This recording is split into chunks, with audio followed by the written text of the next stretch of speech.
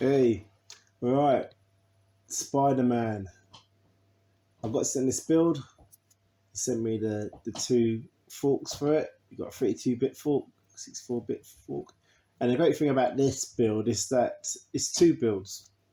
You got the normal Spider-Man and you got the cartoon Spider-Man, Miles Morales. So yeah, I tried it, tested it.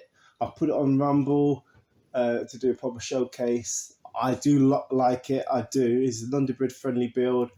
Nice, colourful, great pictures, great add-ons. I don't know what else I can say. I'll say I recommend it for people to use. That's if you liked superhero themes. I know not everybody does, but yeah, great work. That's all I can say from this guy. And he's got the most non-Debrid friendly builds out there. I think he's got them more than anybody else. So he's busy working away. Great hobby.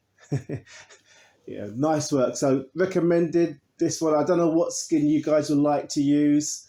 Out of the two, I don't know. I like to have one-page builds now, but then hey, you got the choice of two. All right then, guys. Thank you very much. Thank you very much.